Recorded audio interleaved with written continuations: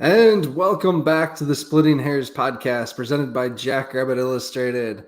It's another Victory Sunday here with Matt and Chad. Howdy, howdy. Thanks for being here, everyone. Thanks for listening. If you're tuning in later in the week, we sure do appreciate it and your support and listening and interactions, all that good stuff. Chad, how you doing tonight? Not too shabby. Had a restful Sunday. Can't go wrong. Got a new pastor. It was his first Sunday, so that was nice too. To get another pastor in our church because we're a small church. So maybe that's a little too much non-football, but I'll end it there. Nah, it's all good. No, it's all good for sure. All right.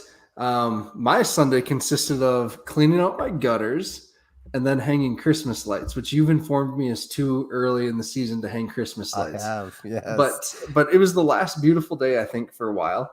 And I anticipate my Saturdays are going to be filled for the next 3 weeks. And Sundays are just hit and miss sometimes, they're busy times. So, and who expected an 83-degree day and this right? late in the year? It was. Right. I walked in the house after church and it was like, my air conditioning's on. How hot is it outside? Hey, and I was thinking about this because Improvement Week is the last week of the regular season this year. Indeed, it is. Who is going to hang Coach Stig's Christmas lights? Because that's how he always uses Improvement Week to go home early and hang lights for his wife, Lori. Right? He might get to him late, or perhaps Yeah. Hey, six-figure salary. You could pay someone to do that. We cannot have him falling off a ladder or falling off his roof in freezing conditions here in 4 weeks. So who would be the next man up in that scenario? Just curious. I don't know. I think you, me to call the plays. He doesn't call the plays. I don't think so. I know, but who takes over head coach? Is it just ran by Jimmy and Lujan at that point? Zach? Yeah, Coach Rogers. Yeah, I don't know. Yeah. Well, Jimmy's the associate head coach. We got to get back on track here. Sorry. Rick Jensen says I need gutter covers. I don't know. Maybe someday. My wife has a whole long list of things, Rick. So we'll get there. What's up? All right. So we're back tonight. Thank you to our sponsors, Drake's Place and Cottonwood Coffee. I thought it was awesome this week that Drake's showed the game live. They invited people to come in and watch. When can we replace Chad on these chats? Love you too, Farjan. Oh my goodness. Geez, derailed already. But Drake's, honestly, Brendan was there a couple weeks ago. I think Ben's going through here soon. Their menu is awesome. Just order it. Such good food. We've tried it before at tailgating. The bar looks really cool. And then, they just come to tailgating. They bring us delicious stuff. We love them. Thanks, Drake's Place. Cottonwood Coffee. I have good news. If you are in my area, the Montevideo Walmart actually has the Cottonwood Coffee in stock. I picked some up yesterday. I was so pumped when I saw it. I took a picture. I forgot to post it. But anyways, Cottonwood Coffee, if you find yourself in Brookings, pick some up. If you don't get to Brookings, order it online. You get the discount when you use the JI22 code at checkout. And so be sure to check that out. So thank you, Drake's Place. Thank you, Cottonwood Coffee. Really appreciate both of your support for the Jackrabbit Illustrated and Splitting Hairs brand. All right. Geez, comments are flying in, you guys. Wow. Yeah, well, another W. It's a good thing, no matter how many points it was, one way or another. 1 point, 20 points. Yeah. And we said that last week, right, Chad? We said we didn't care. We just wanted to win. Just want the W. Chad, you just got an absolutely in. I am so proud of you. Like that's man. and I kept my composure. Yeah. Thanks, man. All right. So getting started with the game here. And Garrett Meyer, thank you for the segue here. Yeah.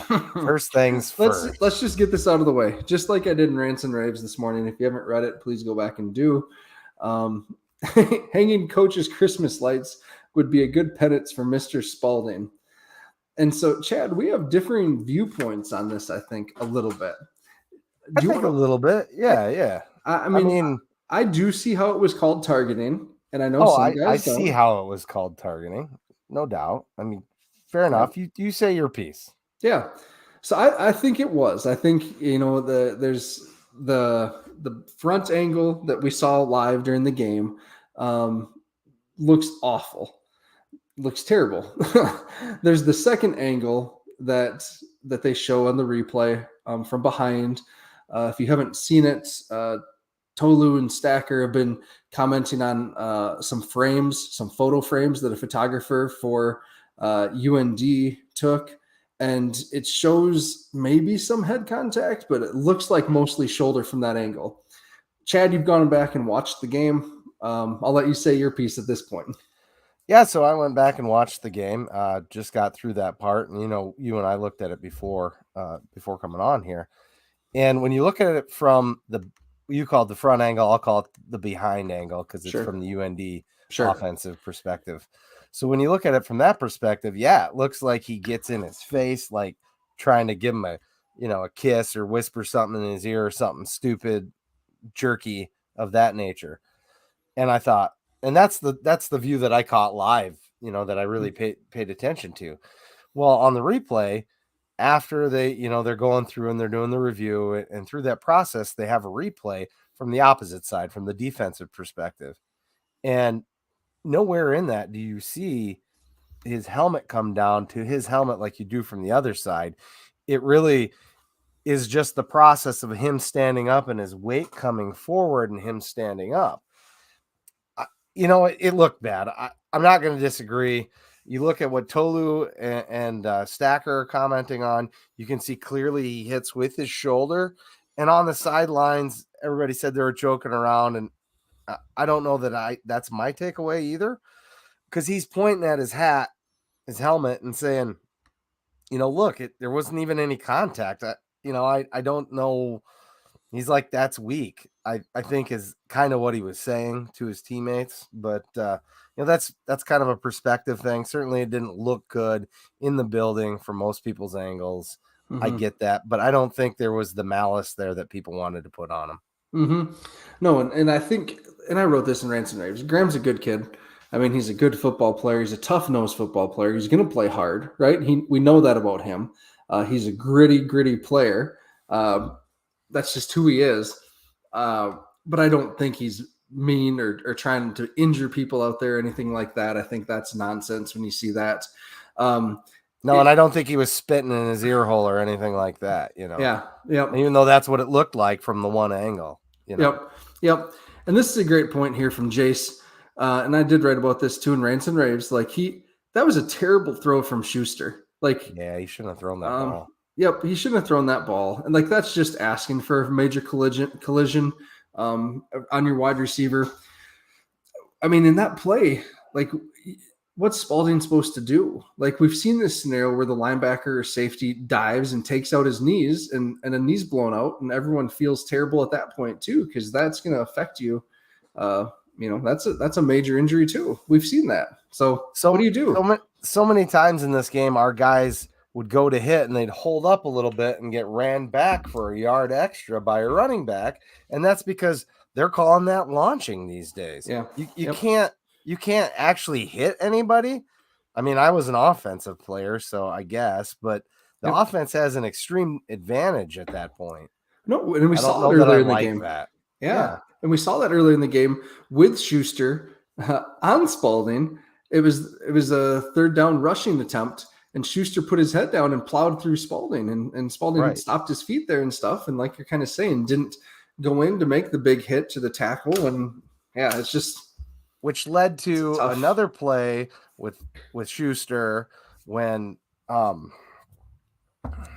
Isaiah Stallbird come across and kind of gave him a shoulder as he was going down, which, of course, we got to call targeting. They don't throw a flag at all. They just, immediately go to the tape. And like I told you before the game, this crew looked familiar to me for reasons. I recognized at least one of the officials. Yep. And it seemed to me that it's that same crew that stopped our game a lot at one of our home games. You, I think, correctly identified the Drake game is where they didn't call anything. Everything went to replay. It was the world's longest game. I think this was the exact same crew, and I guess that's their MO. And I think I think we got flagged real heavily versus our opponent in that game too. So Yep. I don't know if they have something against us. I can't believe that's the case, but it does seem like we're the dirty team in that case, which I don't know. Is that played out the whole season that we have significantly more penalties? I mean, especially if you take out false starts, I don't think we do. Yeah, it's interesting. You know, Graham's gonna have to sit out for a half regardless. Which is a dumb penalty. I don't like that. Rabbit Hole was talking about it on Twitter. I agree with him. There, it doesn't really. I don't know. It doesn't fix anything, in my opinion. Yep. I don't. Yep.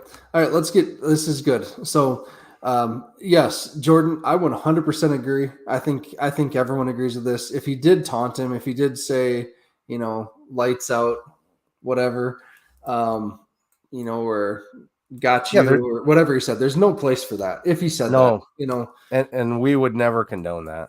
Yeah. Really. Yep. Absolutely. So you got yours out of the way too. Yes. This game was just so long, and Chad's talked about it. The reviews, there's stuff not to review. And Alex, I know you're a referee, so for you to be pointing some of this out, man, I appreciate that.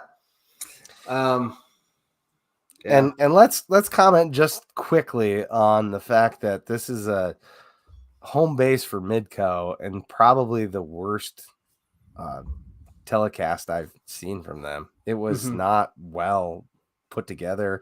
You could hear the guy talking to the announcers saying, "Hey, we're putting up the lines for the the spotter."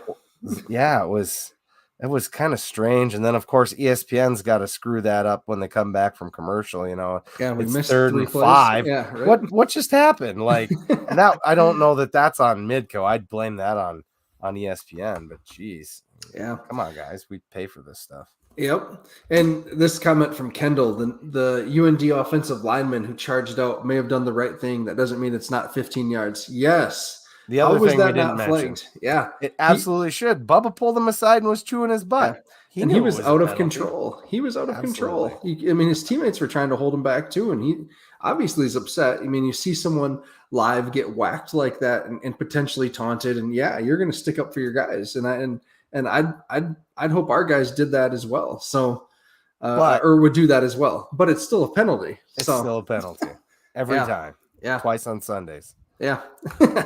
All right, let's get into some good stuff. Should we get into some good stuff? Yeah, let's get into some good stuff. We got the bad stuff out of the way. Well, some of the bad stuff out of the way. Yeah, right. I thought Mark was awesome personally. Yep. And he was just named Missouri Valley or co-Missouri Valley Football Conference Offensive Player of the Week. That Who just was came the out. Other co? Dom Williams from UNI, the running back. Okay. He had 101 yards and 4 TDs, so a good game for him. Meanwhile, Mark had 5 TDs. Yeah, right. Yeah. And so I just think Mark's playing with a ton of confidence right now. I'm not going to say that's a good UND secondary because it's not. But he just looks in control. He missed the one throw down the seam to Jaden early in the game that could have potentially been a touchdown. Oh, Dallas. Oh, hey, Dallas. But otherwise, he just knew when to run, knew when to throw. Just his maneuverability. He's still not hitting that top end speed that we're used to, but that's all right. His one touchdown run where it was like the rugby scrum and he got pushed in. Great. That was awesome. That was great. I love seeing that. That was exciting. I think Mark has still got room to grow. Yep. Thanks, Jordan. More on that later. We'll come back to that. But Mark's got some room to grow. He had a couple throws, I think, that got away from him a little bit. Some balls that either floated or came off his hand funny. But man, he looked great. 17 to 22, that's a pretty good stat line. Yeah. And just, some of his throws were throwaways too. So, we got hold on here. We can't let this stand. Ron Lowney. Do we really want to talk about an inconsistent play or inconsistent performance, Ron, with Montana State? Come on. I feel like if Weaver doesn't throw the ball out of the end zone, maybe they win that game. Yeah, I don't know, Ron. Come on. That's Come kind of a on. fluke win, huh? All right. What else, Chad? What did you like from the game? What was the good?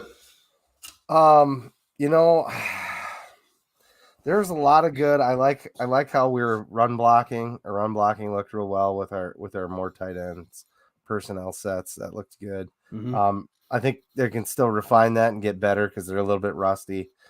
You know, defensively, we looked good again in the second half.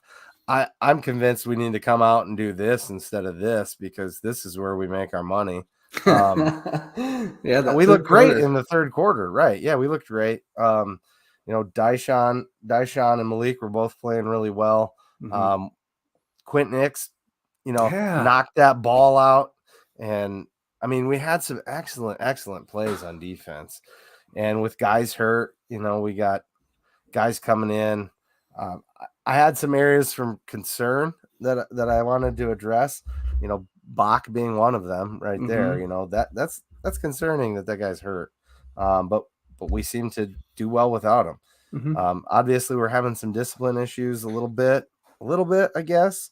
We got two other personal fouls that we could talk about. Penalties again, it's just killing us. And slow starts, we can't keep doing that. That's going to bite you in the playoffs. Mm-hmm. So we need Mm-hmm. to get that figured out. We got 3 games. We're in the third quarter, let's call it. Let's Mm-hmm. get the slow starts. Let's have that be the last one. Yeah, and this Hobo Day here would be a good game to figure it out because Right. it'd be nice to rest players um, before the last 2 games, before UNI and before Illinois State. It'd be nice to give the guys the fourth quarter off, if potentially we could. So um, let's get caught up. Yeah, 30-6 played well in the middle. Yes, thank you, Chris. I want to talk about these guys.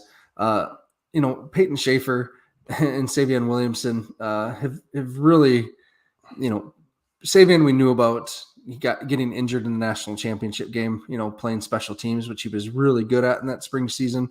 And Schaefer getting hurt, really a nasty elbow injury last year, I think, Yep. against Sacramento State, and Yep. missing, the remainder of the playoff games as well as spring ball and not being able to do much this summer and missing Iowa. Really just kind of battling back with that elbow injury and stuff. And those two, I mean, geez, they really when SDSU got them, felt really good about their potential, and they've just struggled to get on the field, stay healthy, on base defense. They've been awesome special teams contributors in their time at SDSU. So I think, gosh, I'm just happy for them being able to do that and have a good game. So thanks for bringing them up, Chris. Really, Yeah, I really really happy. like seeing Savion get some time. He's definitely put his time in with the program, and you Yeah, know, there's some ties back where he's from with me, and he's been one of my favorite players to watch. cool. Dustin Furman asked if we're deep enough that we just start to pull away in the second half, and I'd say it's a factor for sure. Yep. Um, I'd say another portion of it is our coaching staff's been making very good halftime adjustments. Mm. So it's good to see that too. Yeah, exactly. They're making some adjustments for sure.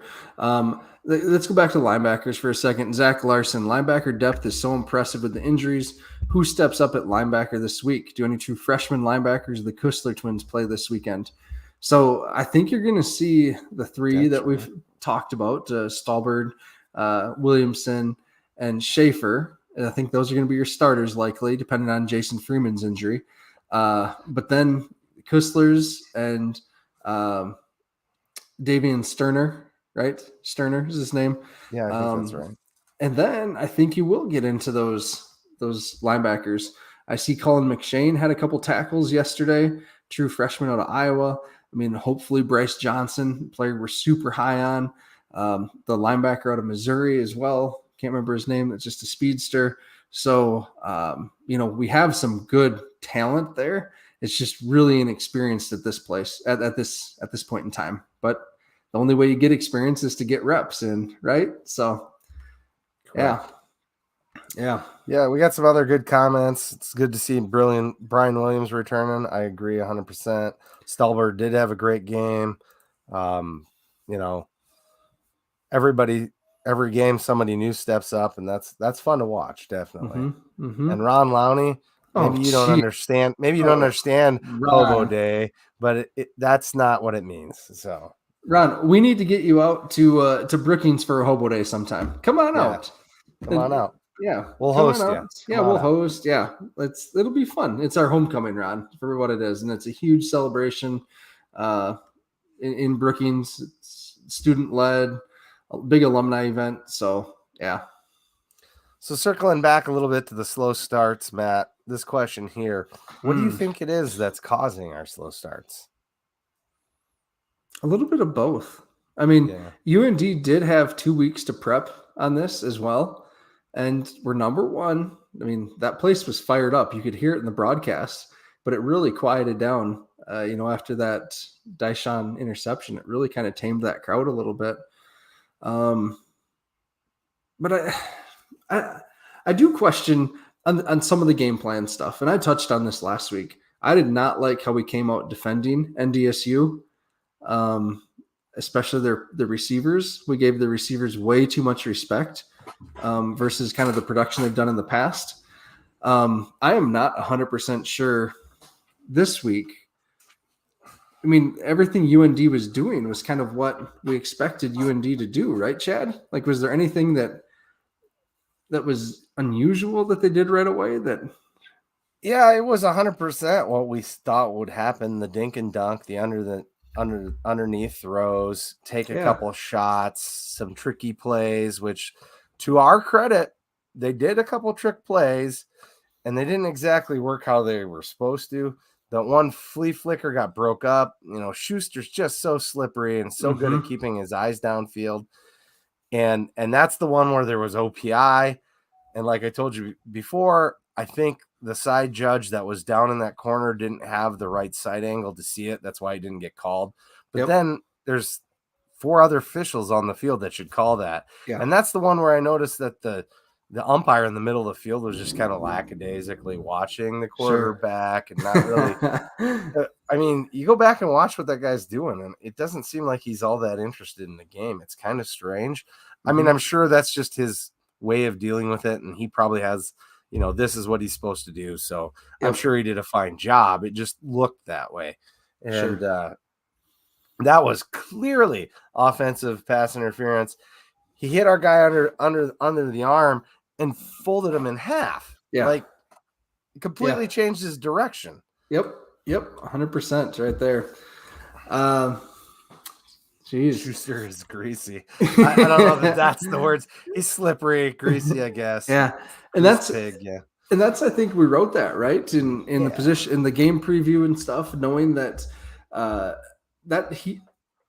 UND only had given up 14 sacks entering the game, but it should have been 20 plus.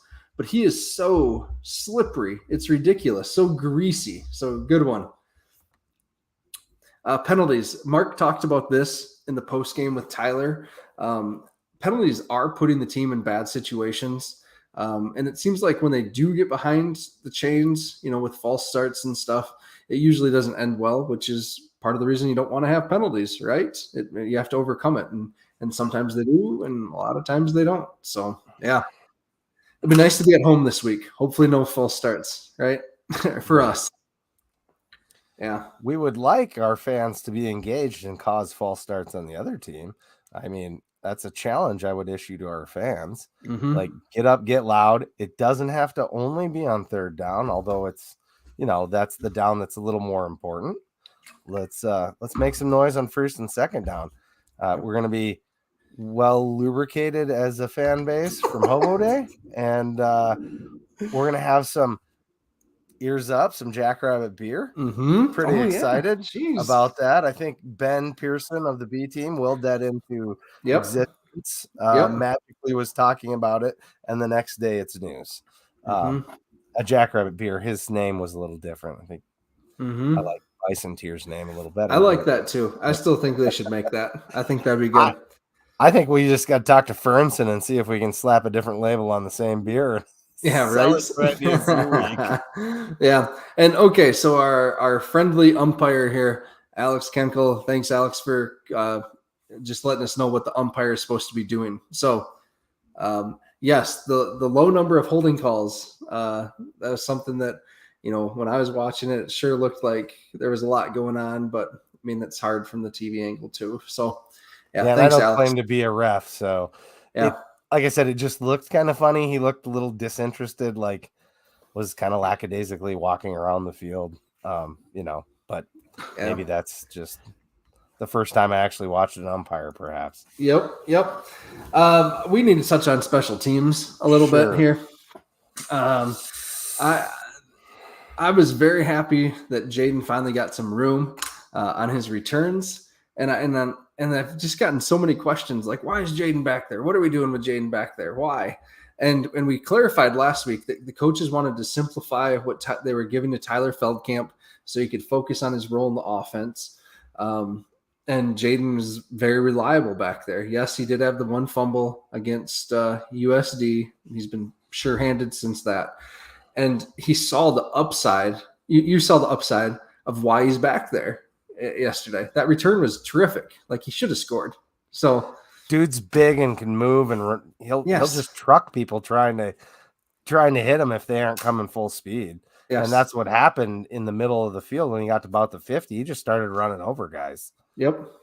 And then on the flip side, though, our coverage units again had a disappointing play, right? Each on punt and kick. Yep.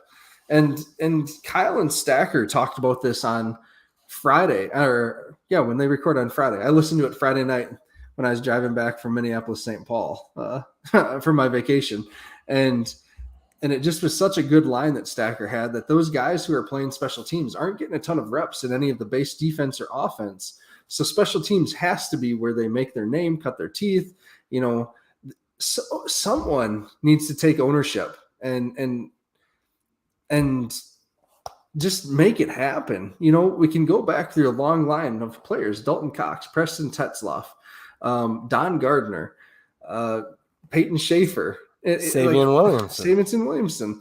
Like, someone needs to step up, one of these younger guys, and say, enough of this. Like, we're not going to let you have the ball past the 20-yard line. We are going to make a play every time within the 20. Come on. So one bright spot on special teams, since you're dealing with the negatives, Hunter Dustman had another great game. Yep. Was kicking the ball mostly into the end zone. Love to see that. Didn't miss any of his other place kick or extra points or field goals. I guess he only had extra points, so no field goal attempts. But he looked good out there. And then we had on the hands team, we had a guy that returned a kick and almost returned it all the way. And that guy just happens to be an absolute stud. We're lucky to have him back. We love Tucker Kraft. There's a reason everybody in the NFL wants a piece of Tucker Kraft. Yeah, right. That touchdown run that he had as well was pretty awesome. The pass and catch and run, just classic vintage Tucker Kraft right there, man. His teammates and I think it was Stacker actually talking on the podcast with Kyle, was talking about how much he's invested and how bad that guy wants it and how much he puts into it, versus other people. Like, he's just 100% committed. You could see it on that run. Dude wanted it more. That's what that was. It's kind of like Mason McCormick stealing the ball at North Dakota State. He just wanted it more. That's what it come down to. Yep, exactly. All right. So Dustin Helton, Rev. Thanks, Rev. This is actually the champions of Mega Dakota. I think it's Mega Dakota. Mega Dakota, if you want to. Dakota? I don't know. Terry Vanderbeck has been championing this term for years, and was happy that we were able to finally fulfill it for him. So, well, there are those that believe it should be East Dakota and West Dakota. Yeah, which might be more accurate. The argument would make sense if you've been from South Dakota or North Dakota. Yes. Chad, thank you. The pregame show with Stacker and Kyle on Fridays is awesome. If you want to know X's and O's and some of the very technical pieces of it, listen to that show. They're both very well informed, especially in the trench play. Stacker's just been an awesome addition to the team. So right, yeah, love that show. Yep. Pitch and catch with Tucker. I don't know. That could be fun. Yeah. All right. And then Hunter Dustman just needs to kick it through the end zone every time. Yes and no. I mean, we've had terrific success over the years at pinning opponents deep. Coach has mentioned before that Hunter is taking a different approach, and he's taking a shorter run up than their previous kickers have, because he's trying to make sure that it's very accurate of where they're trying to drive it to, and so we're trading some of the accuracy for distance in the hope of pinning them within the 25. So, yeah. No comment there, Ben. You guys do a great job. So I definitely add to the idiot factor on this podcast. So no, Ben Pearson, B team member, says to tune in Wednesday night for some good humor and laughs, like you're in the garage drinking with your buddies. So a little bit of garage time, we might say. Yeah, some garage time. Exactly. All right, Chad, let's get to game balls here. Let's do a quick review. All right. So you predicted a score of 28-10. I predicted a score of 31-13. So neither of us were anywhere close. No. Offense, you predicted Mark. Ding, ding, ding. Good job. Yep. Got that one. And Amar, I picked it Amar. Chad, you predicted Bach, which is unfortunate. Right. And then I predicted Tavir. So, yeah. All right, we got to address this because this has come up. He commented earlier. So, Brexton Roth, with all due respect to Jackrabbit fans, we need to be better when it comes to insulting and going after our players and coaches when things are not going well. The players and coaches are giving 110%. I agree to a point. I don't think the personal insults we don't need it. We don't need to be yelling for anyone to be fired. We don't need to be yelling for anyone to get cut or anything like that. But at the same time, there has been a ton of money dumped into this program. And there's a ton of public interest now in this program. When Chad and I were back in school, there wasn't the same level of interest. It was the transition years. Sure, it was fun. People got really fired up for the NDSU game in Hobo Day, and that's about it.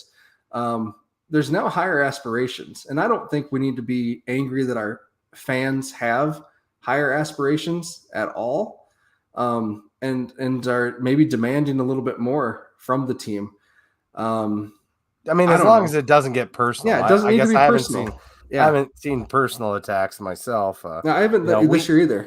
We try not to call out individuals, but we're going to talk about quarterback play. That's part of the job. I think he's doing excellent. So don't have much bad to say. But if I say, I think he had a couple balls that got away from him that he'd like to have back, I'm not calling him out. I think he might even agree with that. I don't know. I mean, I don't know. I don't know either. Hopefully it's not directed at us. That's all. No, Brexton had like a nice longer thread on Twitter, saying a little bit more about this and some good points and stuff. But it needs, I mean, like there has to be, I don't know. It's awesome that people are this invested in caring this much. So, yeah. I did see some troll comment on Matt Zimmer's Twitter. Yeah. That was pretty terrible. I hope those people just train. There it is, like clockwork. Just like clockwork. And yes, and we have a thunderstorm coming through Appleton right now too. So, yeah. I'm an engineer. I drive trains. Yeah. All right. No, we don't have anything on injury front at all either. Jordan, I asked about Bach. So, yep. It sounds like it's not good. That's what we'll say for now. So, all right. This week, so game balls. And game balls are presented by Dakota Iron. So Dakota Iron's out of Sioux Falls. And again, we've mentioned it a couple of times that Dakota Iron, did or sold the equipment for some of the biggest jobs on campus in the last few years. And it's, talking to John, they can hook you up with whatever you need. If it's, more residential, if it's something for your farm, if you're into construction, if that's what you're doing, they can help you find what you need. And John and his team, really deliver on that personalized touch and all of that good stuff to make sure that what you get is right for your situation. So be sure to stop in or look up Dakota Iron in Sioux Falls to make sure that you got what you need to do the job. So game balls, Chad, who are we talking about here? Well, do we want to just run through them all each, or do we want to start with position? Let's do Start offense with like we defense, do. offense. Yeah, let's do okay. offense. Well, offense for me is easy. Well, maybe not easy, but I'm giving it to Mark because, 5 touchdowns total, 2 on the ground, 3 in the air, 17 to 22, 9.7 yard average.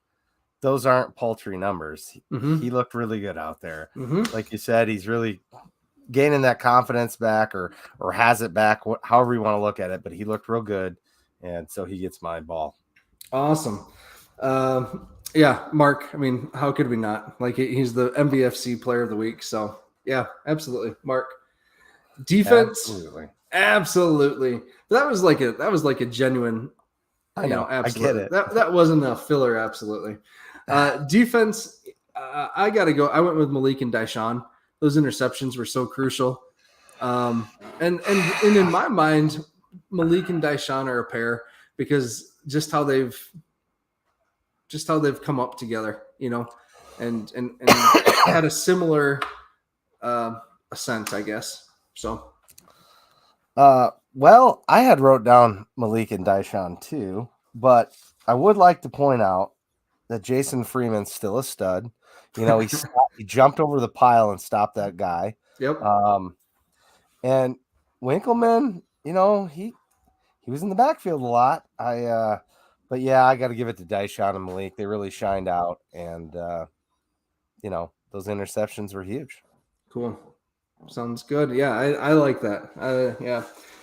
Jason Freeman, I wonder if Addison's actually working on that story about him, because I just want to know more about him. Did you have any inkling what his injury might be? Because to me, it almost looked like a concussion. I did not. I did not. Oh, he gated. Yeah, the fencing position, if you will. Yeah. All right. Okay, we gotta talk about DeJeffrey here quick. Then we'll get back into special teams player of the game here. So Jeffrey must be tuning in from the FCS Fans Nation podcast or their YouTube page. So thank you, Jeffrey, for tuning in. Yep. Really appreciate this. So Lindenwood, I'm excited for Lindenwood's ascent here. Like, Jed Stugart's a good coach. We're very familiar with Stugart here in this part of the world. If you don't know, he was at the University of Sioux Falls before he took off to Lindenwood, and they came to Brookings last year. And you could just tell they didn't have the size yet in the trenches to really play, but they had some nice athletes. They had a fun little quarterback. And they played us tough. Yeah, they played us tough. So, Lindenwood's going to be a problem for the OVC, right? That's where they're at, yeah, I think. So Ohio Valley, yep. Yeah. So, yeah, thanks, Jeffrey, for tuning in. Appreciate it. I think they're a better team at this point than Murray State. But... Yeah, no kidding. Yeah. All right. Sorry, Matt, that wasn't a trap. Yeah, right. All right. Special teams, I'm going to go with Jaden Yankee. We talked about him already. Interestingly enough, I'm going with Tucker Kraft. Hey. An honorable mention of Hunter Dustman. Hey, okay. All right. Let's get into Indiana State. That's what everyone's here for, is just talk about the Sycamores. All right. Everybody's excited to see us play one of the worst teams in the league, but yeah, it's Hobo Day, so you need to be there. Yes, exactly. And it sounds like tickets are already going fast. So if you do plan to be there, maybe get your tickets bought ahead of time. It looks like the West Side Grandstand is virtually sold out already, Brendan was saying, right? Yeah, he said that earlier today. So, and the students always show out for Hobo Day. So potentially we could have another 16,000 crowd, and that'd just make me happy. Right? So, and it looks like, for this year, if we have a good crowd for Hobo Day, and if we have even a decent crowd for Illinois State, like right around 10,000, I think we're going to break the attendance record. So that's pretty cool. So I had to put that one up. What's Sorry. that say? I can't see it. What's it The say? rear view official would like a game ball. Yeah, no kidding. No kidding. All right. So Ron Lowney's right. Indiana State's not an easy out. They have an excellent offense. Matt's So, going to get into that. Sorry, Matt. yes. So their offense has really kicked it up a gear the last few weeks. They inserted a new starting quarterback, redshirt freshman. His last name is Chambers, and he really can sling the rock. They have nice weapons. On the year though, they only have averaged 19 points, but I haven't done the math yet on what the games Chambers has started, how they've improved. Rushing 127 a game, passing 176, but again, that number has crept up the last few weeks with Chambers at the helm. They are not good on third down. 26%. They only hold the ball for 27 minutes per game, giving up 18 sacks. So they've just really struggled to find some consistency. Big time players that you need to know about on offense, at least. Justin Dinka, a really good running back. He broke off the 82-yard run against NDSU that you might remember reading about. And then Dante Hendricks is now a redshirt senior. Feels like he's been there forever at Indiana State. And Dakota Catton is a nice player. Harry Van Dyne's a nice player. So three really quality wide receivers that are good players. And Justin Dinka just obviously has that burst. If you can break off an 82-yard run against NDSU, I mean, we saw Pierre Strong do that. I'm not saying Dinka's Pierre Strong, but he's a talented player. He's a hard runner. He's quick, fast, all that good stuff. So just something to watch out for there. Their offensive line, watched a lot of the Illinois State game, and it's a typical Indiana State line. They're not tall. They're shorter in stature. Really, in my opinion, our offensive line, is kind of long and lean. These guys are kind of wasty looking. They're a little bit heavier. So they're just a team right now that's not hitting on all cylinders either, but they can definitely score some points. So, Chad, do you have anything you're thinking about there, or anything to add on Indiana State's offense that you've seen at this point? Well, they played us really tough there last year, honestly, and we pulled away late. I think that we probably see a similar type game. I would like to see us come out and get off to a great start this game. Get the juice going right away. If we can do that, maybe we have a chance to get some people on the field that haven't got a chance to get on the field, and like you said, rest up some of the guys since we don't have that bye until the last week of the year. So, which in the end could turn out being something in our favor with all the injuries that we've had, but potentially we have a 3-week window there. So yeah, I'm interested to see how our corners really mesh against these really talented receivers. With our linebackers being out, we're losing some of that speed that Bach provides. Are we going to see maybe a few more 3 cornerback sets for the Jacks? If so, who comes off? Is Stallberg just going to shift and play more of a safety hybrid role instead of, that's one of the things that he allows you to do on defense. So, I'm really interested to see how the Jacks really defend this kind of pass happy scheme in a way for Indiana State, and still respect Justin Dinka as a running back. Right. So I think that's going to be interesting to watch. I feel like it's fair to say that their quarterback's not nearly as slippery as this last guy. So I think we could see potentially 3 sacks this game. Yeah. I'd like to see that. Depends on how much they try and run the ball.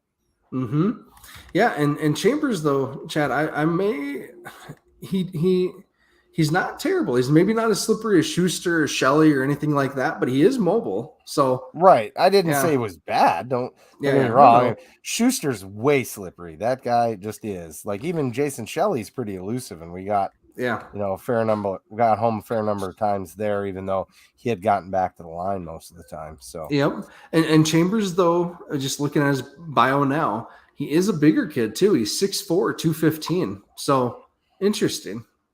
I'm interested in that.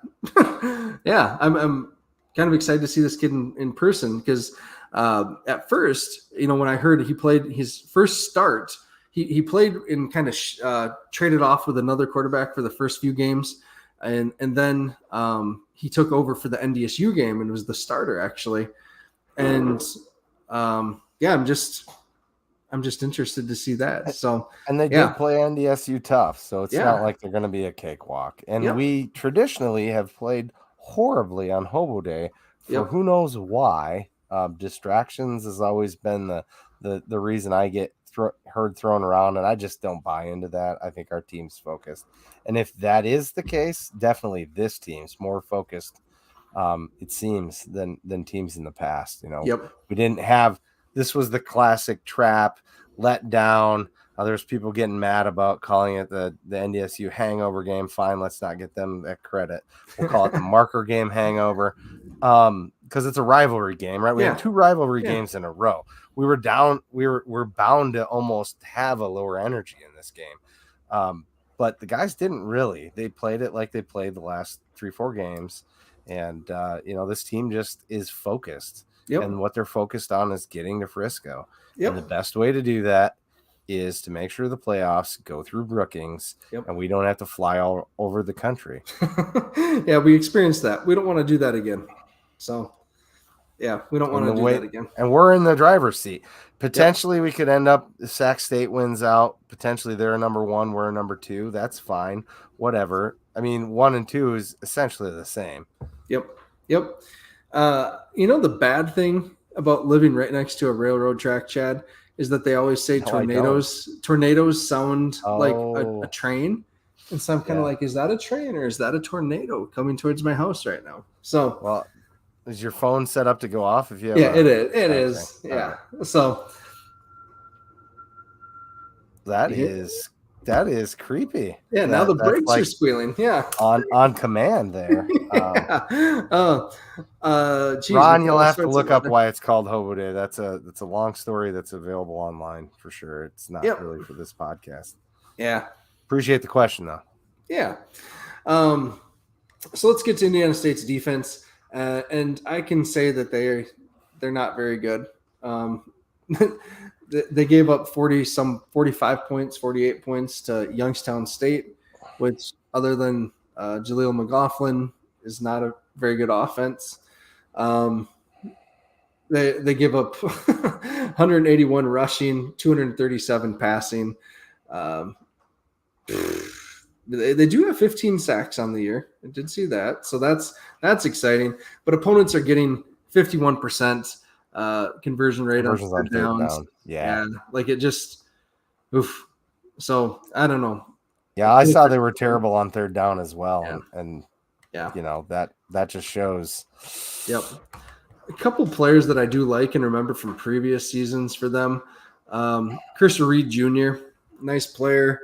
Jeffrey Brown leads their team in tackles this year with 63, which is a pretty respectable number at this point. So those two I remember from previous seasons. Is he a linebacker? Yeah, Brown's a linebacker, attacking. He has 2 sacks on the year as well. So good player there. And Chris Reed, I believe, is a defensive end. Sure. So, yeah, he has 3.5 on the year. So 2 good players that we've seen before. Indiana State did have, I think, this Cole Ryan was this safety that had like 20-some tackles against NDSU and was Missouri Valley Player of the Game. So, yeah, that was kind of a crazy stat line for that game. I believe that's him. Could be wrong on that. I think that's correct. Yeah. So, all in all, like this is going to be an interesting game, right? Because I don't think Indiana State, can really go score for score with SDSU, and I don't think their defense can stop us. But it just they have a lot of talented players, and if we don't show up right away, Indiana State will smack us in the mouth and score some points. So our defense does need to be locked in, and I hope we don't give these guys any reason to believe they can win this game. So let's come out early and come out fast and get after them. I'd love to see a clean game for once, no Yeah. penalties, at least not stupid ones. I mean, some penalties happen, even Stiggles admit that, but let's cut it with the false starts. We're at home. We shouldn't get any of those. Mm-hmm. Um, Mm-hmm. and nothing controversial. Let's not have any of that. And if the defense plays what we know they're capable to play, it could be a short day for the ones Yep. potentially, and it'd be good to get some of them guys rest. So Yes, with all these injuries and everything, the backup offensive linemen, Stig mentioned a couple weeks ago that they're kind of green right now.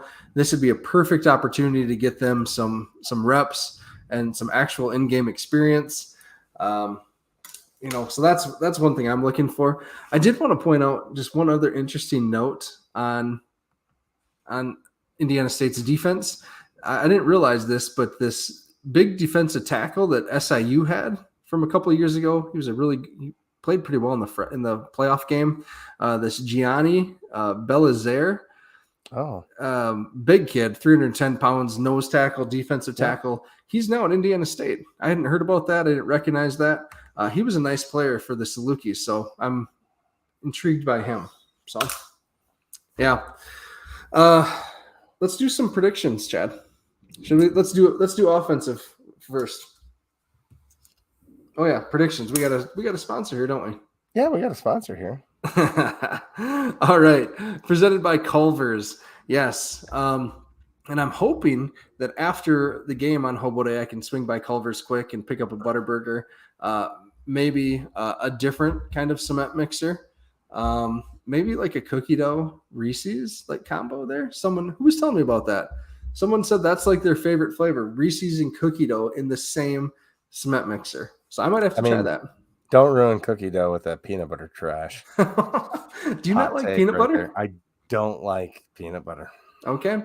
Is this the game we get a 50 Butterburger? Potentially. We almost got it in the last game, surprisingly, but the score was kind of just a score fest. Okay. Would love to see it, but I don't think that happens. Okay. Is this our segue into the some predictions into the here. points? Yeah, if we want, yeah. I'm gonna go 42-21. Okay.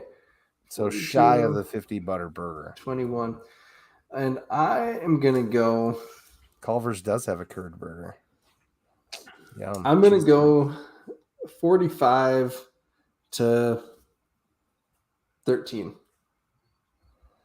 45-13. Yep. All right. Offense. I'm gonna go Angel Johnson. Okay. Okay. I wasn't thinking running back. I think it's Jackson's game. That's just how I feel about it. So I'm going to go with Jackson specifically. All right. How about defense? I think DePriest gets in early and gets a couple sacks. So he'll be my guy. Okay. I'm going to go with Peyton Schaefer. I think he's going to star now and is likely a first chance to start. So, yeah. All right. Cool. This is exciting. Some different takes there. So, perfect. Good. And I didn't pick any position groups here. So, yeah, no cop out this week, huh? Yeah. Yep. But I still, when I give game balls, I may give them to multiple players. So, yeah. Sorry, Chad. I mean, I just went with honorable mention. So. Yeah, right. Okay. And I gave it to Daishan and Malik because, like you said, it's kind of like the 1-2 punch. They both kind of have the same game altogether. Like if they're both on, they're both on. Like if one of them's on, they're both on. Yep. And I've never been so happy to be wrong about players. So I'm just I thought they'd hit their ceiling, and they definitely haven't. They've been just awesome this year. So very thankful to be wrong on that one. All right. This just want to say thanks again to all of our sponsors. Drake's Place, Cottonwood Coffee, Culver's, Dakota Iron, Shenanigans on the B Team, Really appreciate all of you guys believing in us and supporting us. Really appreciate listeners when you go into the business and tweet about it. We like that. So thank you on that. And thank you guys for the interaction tonight, all the comments, all the views. We had over 90 people in here for most of this episode. So that's And pretty feel awesome. free to share the word. There's apparently a fair number of Jackrabbit fans out there that still don't know we even exist. So Matt's constantly putting out great content on the blogs. Those are underrated in my opinion. The podcasts you do an excellent job with that. The podcasts are fun. And we get to sit around and talk and interact with you folks. Yeah. Hopefully they're informative. The new podcast with Stacker and Kyle, like you said, is excellent for X's and O's. If you're more into the technical details, that one's a little drier as far as the fun. They still have a good time, but they're really hot on the X's and O's. Yeah, definitely. All right. With that, everyone, we're going to get out of here a little early tonight. Under an hour. Whoa. This is what it's like, Chad, to be under an hour. Take that, here. Jim Poppin. All right. All right. Thanks, everyone. Have a good night. Go big, go blue, go Jacks.